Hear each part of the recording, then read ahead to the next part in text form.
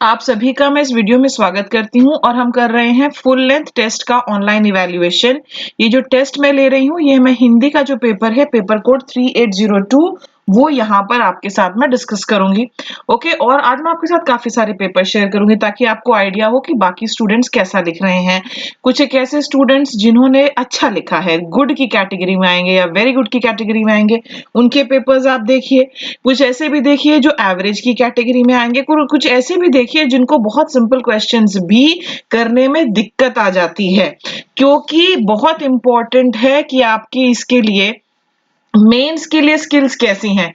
145 post के लिए okay, जो अलग अलग डिपार्टमेंट्स हैं उन्होंने 145 वैकेंसीज जो है वो आगे भेज दी हैं, और इनमें से 48 वैकेंसीज जो है 48 वैकेंसीज जो हैं वो एसडीएम के लिए हैं। तो एक छोटे से राज्य में 48 वैकेंसीज एसडीएम के लिए बहुत मायने रखती हैं। मैं आप सबसे कहना चाहूंगी, जितने भी लोग आप में से एचसीएस की तैयारी कर रहे हैं या काफी उत्सुकता से इस एग्जाम की वो वेट कर रहे थे, उनके लिए ये एक लाइफ टाइम अपॉर्चुनिटी है। यस, बिल्कुल एक लाइफ टाइम अपॉर्चुनिटी है जो आपके दरवाजे पर दस्तक दे रही है। अब आपको आगे बढ़कर दरवाजा खोलना है, इतना काम तो आपको करना पड़ेगा। उन लोगों के लिए जो वाकई में इसको ग्रास्प करना चाहते हैं, मैं कहना चाहूंगी कि ऐसे मौके जो हैं वो बार बार नहीं आते हैं। जितने भी एचसीएस एस्पिरेंट्स हैं ओके, जो हरियाणा में ही सेटल होना चाहते हैं, हरियाणा की सबसे बड़ी पोस्ट पाना चाहते हैं, उन सब के लिए ये बहुत ही जबरदस्त सुनहरा मौका है। ओके, साथ ही साथ मैं ये भी बताना चाहूंगी कि अगर आप जो है किसी भी प्रकार का एचसीएस से रिलेटेड गाइडेंस चाहते हैं तो आप हमारी वेबसाइट विजिट कीजिए, और हमारी जो वेबसाइट है वो है baljitdhaka.com, BALJIT Baljeet Dhaka DHAKA Baljeet ढाका.com। ये फ्रंटियर आईएएस की ही वेबसाइट है, इसे आप विजिट करें। यहाँ पर आप देखोगे एचसीएस गाइडेंस एंड प्लानिंग, ठीक है, यहाँ पर नजर आ रहा है ना एचसीएस गाइडेंस एंड प्लानिंग, स्पष्ट रूप से नजर आ रहा है। यहाँ पर आप जाइए, जो भी आप देखना चाहते हैं एज से रिलेटेड, एलिजिबिलिटी से रिलेटेड, प्रीलिम्स का सिलेबस क्या होगा, मेंस का सिलेबस क्या होगा, ऑप्शनल पेपर्स, वो सारी चीजें जो है ना आपको यहाँ पर दी गई हैं। ओके, यहाँ पर आप देखिए एजुकेशनल क्वालिफिकेशन क्या है, वो सारी चीजें, रिजर्वेशन से रिलेटेड सब कुछ यहाँ पर आपको जो है गाइडेंस सारी की सारी मिल जाएगी। वेबसाइट पर आप जाइए, आपको मिल जाएगा। और यहाँ पर आप जो देख रहे हैं ये प्रोडक्ट, ओके, इस प्रोडक्ट में अगर आप क्लिक करते हैं प्रोडक्ट के ऊपर, तो फिर हम कौन कौन से कोर्सेज आपके लिए एचसीएस के लिए ऑफर करते हैं उनकी डिटेल्स आपको मिल जाएंगी। अब हमारा एक ऑनलाइन बैच भी है जो स्टार्ट होने वाला है एचसीएस। अगर आप प्रीलिम्स की, मेंस की, इंटरव्यू की कोचिंग चाहते हैं तो आप जरूर इसको ज्वाइन कीजिए, subject wise, topic wise. Okay, इसमें video, PDF, unit test, full length सब कुछ जो है आपको मिलेगा।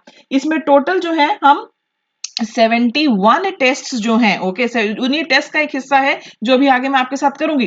टोटल 71 टेस्ट, जिनमें से 50 जो हैं वो प्रीलिम्स के लिए और साथ ही साथ 21 जो हैं वो मेंस के लिए। मेंस बहुत ही क्रूशियल रोल प्ले करता है, डिस्क्रिप्टिव राइटिंग, उसमें सारे आपके जो पेपर्स हैं वो चेक करके आपको भेज दिए जाएंगे। साथ ही साथ एक पूरी सीरीज जिसमें कि 20,000 एमसीक्यू जो है, बहुत ही हाई लेवल के एमसीक्यूज जो हैं, जो बहुत ही कम समय में आपको, ठीक है, बहुत ही कम पैसों में और बहुत ही कम समय में जबरदस्त आउटपुट आपको देगा, वो सब कुछ जो है इसमें शामिल है। अगर आप किसी भी प्रकार की जानकारी चाहते हो, खरीदने से पहले कोई आपकी क्वेरी है, तो ये देखिए यहाँ पर आपको नंबर दिए गए हैं 9817390373, इस पर आप कॉल करें, जानकारी ले लीजिए। वैसे तो वेबसाइट विजिट करो baljitdhaka.com, वहां पर आपको सारी डिटेल्स मिल जाएंगी।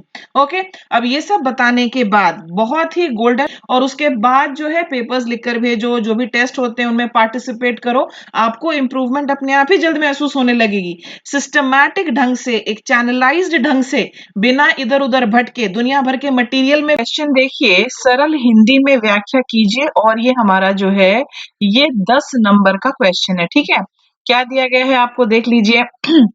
दिया गया है, दिसंबर 1996 में उच्चतम न्यायालय ने एक जनहित याचिका पर शिवकाशी तमिलनाडु के पटाखा उद्योग के महत्वपूर्ण निर्णय देते हुए खतरनाक उद्योगों में बच्चों के काम करने पर प्रतिबंध लगा दिया तथा बाल श्रमिकों के पुनर्वास के लिए कल्याण कोष बनाने का आदेश दिया।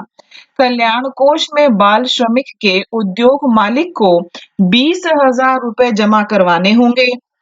सरकार को यह देखना होगा कि बच्चे के अभिभावक को अन्य कोई काम मिले, अन्यथा सरकार प्रत्येक बच्चे के लिए उक्त कोष में 5,000 रुपए जमा करें। आगे है, उक्त बच्चों को अच्छी शिक्षा देने तथा गैर खतरनाक उद्योगों में बाल श्रमिकों को 4 से 6 घंटे के लिए कार्य करवाने एवं काम के दौरान प्रतिदिन 2 घंटे शिक्षा प्राप्त करने को समय देने तथा उनकी शिक्षा नियोजन को वहन करने का निर्णय दिया।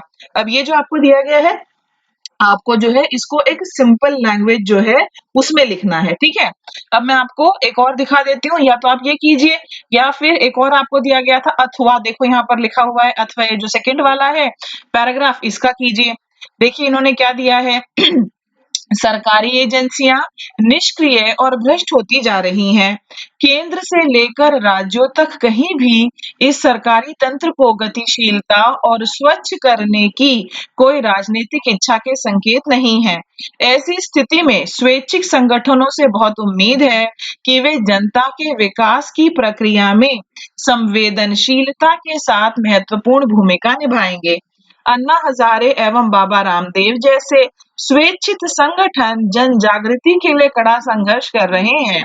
केंद्र सरकार के कई मंत्रालय एवं अनेक राज्य सरकारें सरकारी तंत्र की सीमाओं को समझकर राजकीय योजनाओं को कभी स्वायत्त रूप में तो कभी सहभागिता के रूप में स्वेच्छित संगठनों के साथ क्रियान्वित कर रही हैं। इसलिए स्वैच्छिक संगठनों का भविष्य संभावनाओं से युक्त है। स्वेच्छित संगठनों का सामाजिक विकास की प्रक्रिया को लेकर अनुभव बढ़ रहा है और सामाजिक विकास एक सतत सृजनशील प्रक्रिया है। इस दृष्टि से स्वैच्छिक संगठनों में सामाजिक विकास को लेकर पहले से अधिक आत्मविश्वास है। ओके, ये आपको दिया गया है, लेकिन मैं कहना चाहूंगी कि अधिकतर स्टूडेंट्स जो हैं उन्होंने जो फर्स्ट वाला दिया गया था पैराग्राफ वो अटेम्प्ट किया है। ओके, जिसमें जो है बाल श्रमिकों के लिए क्या करना है वो दिया गया है। आओ हम यहाँ पर देख लेते हैं पहले वाला। ओके, यहाँ पर है दिसंबर 1996 में उच्चतम न्यायालय ने एक शिवकाशी तमिलनाडु में पटाखा उद्योग कारोबार मामले में एक बहुत ही महत्वपूर्ण फैसला सुनाया। यह याचिका जनता की हित में थी, ये दिया गया है, जबकि वहां पर आपको दिया गया था कि यह जनहित याचिका थी। जनहित याचिका होती है पब्लिक इंटरेस्ट लिटिगेशन, कोई ऐसा मुकदमा दायर करना जो जनता के हित में हो। ओके, लेकिन इन्होंने इसका मीनिंग ही थोड़ा यहाँ बदल दिया। जज ने उद्योगों में बच्चों के काम करने पर रोक लगा दी, बालकों के विकास के लिए कल्याण कोष बनाने का आदेश दिया, जिसमें बच्चे के उद्योग मालिक को 20,000 रुपए जमा करवाने होंगे। सरकार को यह देखना होगा कि बच्चों के परिवार वालों का कोई काम मिले। अगर नहीं तो सरकार को हर बच्चे के खाते में 5,000 रुपए जमा करवाने होंगे। बच्चों को अच्छी शिक्षा मिले, गैर खतरनाक उद्योगों में बच्चों से 4 या 6 घंटे काम करवाएं और हर रोज इसमें से 2 घंटे शिक्षा प्राप्त करने का समय दें।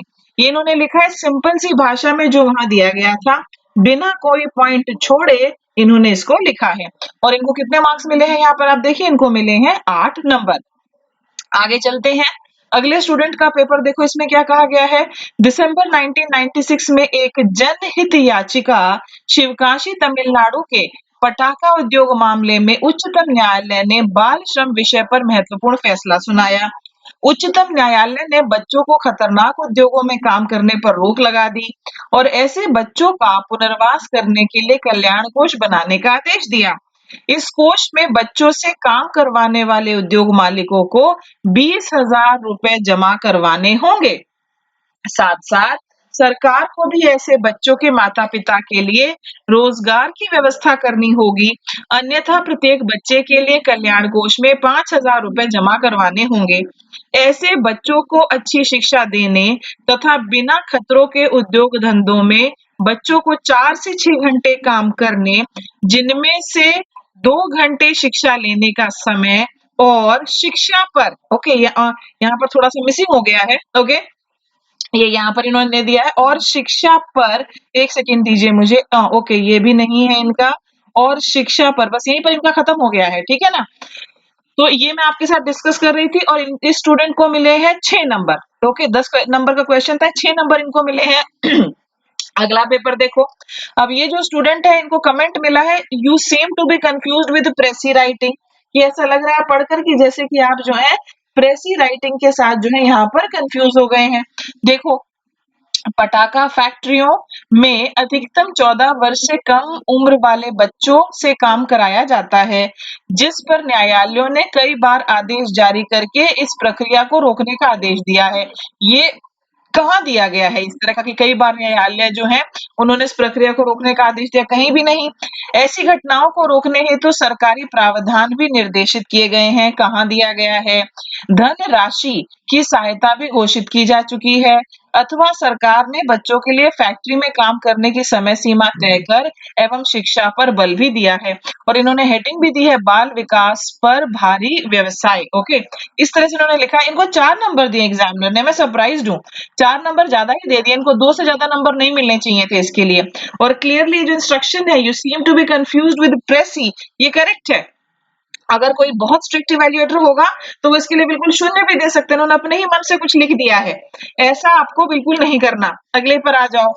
उच्चतम न्यायालय ने दिसंबर 1996 में एक जनहित याचिका की सुनवाई करते हुए एक महत्वपूर्ण निर्णय लिया, जिसके अंतर्गत अब बच्चे किसी खतरनाक उद्योग में काम करने से प्रतिबंधित कर दिया और साथ-साथ बाल श्रमिकों के लिए कल्याण कोष बनाने का निर्देश दिया। उद्योग मालिक को कल्याण कोष में 20,000 की राशि जमा करने के निर्देश दिए। साथ-साथ बच्चों के अभिभावकों को रोजगार देने की बात कही, अन्यथा प्रत्येक बच्चे के हिसाब से 5,000 रुपए कोष में जमा करने के निर्देश दिए। इसके साथ उच्चतम न्यायालय ने निर्णय दिया कि उद्योग मालिक उन बच्चों को केवल गैर खतरनाक उद्योग के लिए रख सकें और 4 से 6 घंटे का ही काम दें, जिसमें 2 घंटे शिक्षा के लिए व्यवस्थित हों। और इस स्टूडेंट को 10 में से 6 नंबर मिले हैं। इनको बल्कि भाषा को और साधारण करने की आवश्यकता है। ठीक है, तो ये मैंने आपके साथ शेयर कर दिया। अब प्रश्न 2 का ही एक पार्ट ख भी था। देखो पार्ट ख में क्या दिया गया है? पार्ट ख में दिया गया है, सरल हिंदी में व्याख्या कीजिए। ये भी 10 नंबर का ही है। सरल हिंदी में आपको लिखना है, अंक 10 दिए गए हैं इसके लिए। ओके, क्या दिया गया है आपको? धीरे धीरे रे मना, धीरे सब कुछ होए, माली सींचे 100 घड़ा, ऋतु आए फल होए। या तो आप इसकी व्याख्या कीजिए, या फिर जो दूसरा है, जिन खोज तिन पाइये गहरे पानी पैठ, मैं बपूरा बूढ़न डरा रहा किनारे बैठ। ओके, ये 2 आपको दिए गए हैं। इसमें अधिकतर स्टूडेंट्स ने फर्स्ट वाला अटेम्प्ट किया है। ओके, पहले हम क्या करते हैं, कुछ एक स्टूडेंट्स के आंसर्स देख लेते हैं, फिर इसका क्या अर्थ है वो बताऊंगी, क्योंकि इनमें अधिकतर स्टूडेंट्स को अर्थ जानने में भी दिक्कत है। ओके, ये देखो, ये कह रहे हैं, धीरे धीरे रे मना, धीरे सब कुछ होए, माली सींचे 100 घड़ा, ऋतु आए फल होए। ओके, मन को संबोधित करके ये बात कही जा रही है। ओके, हे मन तू हौले हौले चल, सब कुछ हो जाएगा। सब कुछ होए मतलब सब कुछ हो जाएगा।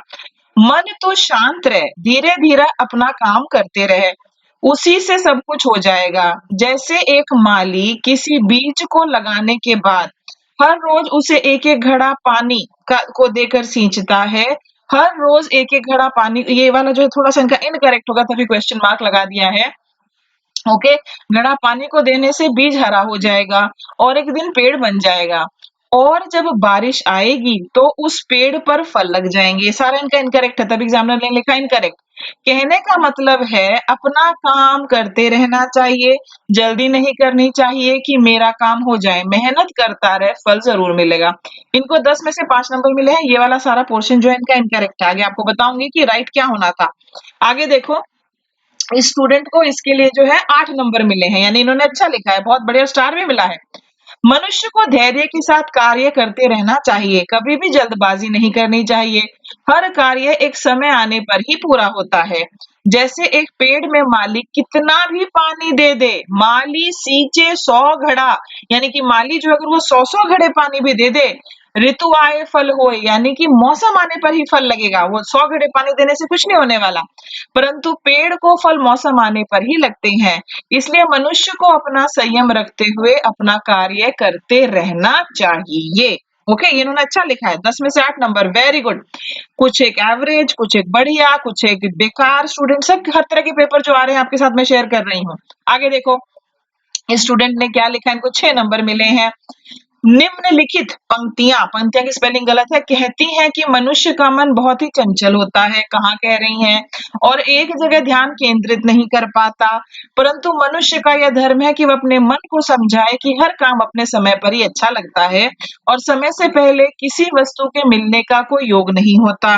इसको सरल भाषा में बताने के लिए एक उदाहरण भी दिया गया है, जैसे माली अपने बागीचे को सींचता है, परंतु बागीचे में फल वर्षा ऋतु में ही अच्छे और सुंदर खिलते हैं, ये गलत है इनका। अतः समय बहुत बलवान है और जल्दबाजी करने से कोई लाभ नहीं मिलेगा। 6 नंबर स्टूडेंट को मिले हैं। ओके, आगे चलिए, एक और देख लीजिए, यहाँ पर एक और स्टूडेंट का मैं आपको दिखा रही हूँ, इनको भी 7 नंबर मिले हैं और गुड मिला है, यानी इनका अच्छा है। सबसे पहले इन्होंने इस तरह से लिखा है, प्रसंग उपर्युक्त दोहे में किसी भी कार्य के पूर्ण होने के लिए धैर्य रखने का महत्व बताया गया है। शाबाश, इसी लाइन ने दिल जीत लिया। ओके, आगे देखो व्याख्या। व्याख्या में ये क्या लिख रहे हैं, हम वो देख लेते हैं। कवि अपने मन को संबोधित करते हुए कहता है कि कोई भी कार्य धीरे धीरे ही पूर्ण होता है अथवा कार्य पूर्ण होने के लिए समय लगता है। जैसे बाग का माली नित्य ही अपने पौधों को सींचता है, वह देखभाल करता है, परंतु उसे फल एवं उसके परिश्रम का लाभ उचित समय आने पर ही मिलता है। जैसे पौधे उचित ऋतु आने पर ही फल देते हैं। शाबाश, 7 नंबर, ठीक है ना। तो इनको 10 में से 7 नंबर मिले हैं 10 में से, अच्छा लिखा है, ठीक है। अब देख लेते हैं कि इसका एक्चुअली क्या मीनिंग था, क्योंकि इसमें स्टूडेंट्स को काफी दिक्कत आ रही है, बिल्कुल अलग ही तरीके से लिख रहे हैं कुछ एक तो, ठीक है। तो ये कुछ एक पेपर्स मैंने आपके साथ शेयर किए, ये देखो, धीरे धीरे रे मना, मन को संबोधित करके क्या कह रहे हैं कि मन में धीरज रखने से सब कुछ होता है। धीरे धीरे रे मना, धीरे सब कुछ होए, माली सींचे 100 घड़ा, ऋतु आए फल होए। मन में धीरज रखने से सब कुछ होता है।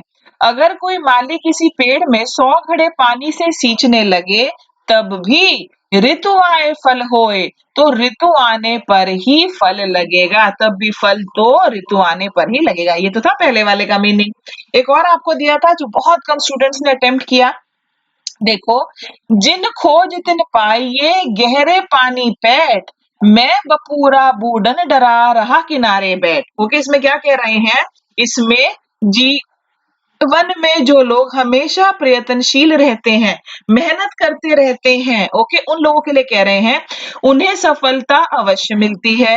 जिन खोजे तिन पाइये गहरे पानी पर, फिर एक कंपैरिजन है, जैसे अगर कोई गोताखोर है वो गहरे पानी में जाता है, तब कुछ ना कुछ वो पा ही लेगा, लेकिन कुछ लोग गहरे पानी में डूबने के डर से किनारे पर ही बैठे रहते हैं। मैं बपूरा बूढ़न डरा, ठीक है ना, रहा किनारे बैठ, यानी कि जो लोग किनारे बैठे रहते हैं उनको डर लगता रहता है कि मैं तो डूब जाऊंगा, यानी कि वो मेहनत ही नहीं करते, ओके, वो हिम्मत ही नहीं दिखाते, अर्थात असफल होने के डर से वो मेहनत नहीं करते, ऐसे लोगों को जो है कुछ नहीं मिलता।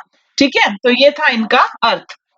और इसी के साथ ये प्रेजेंटेशन खत्म होती है। अगले वीडियो में फिर आपसे मुलाकात होगी। आप अपने पेपर्स लिखते रहिए, उनको इवैल्यूएट करवाते रहिए, वरना आपको अपनी कमियां कैसे पता चलेंगी। जब कमियां पता चल जाए तो फिर उन पर आप काम कीजिए, इसी तरह से तो सुधार होगा।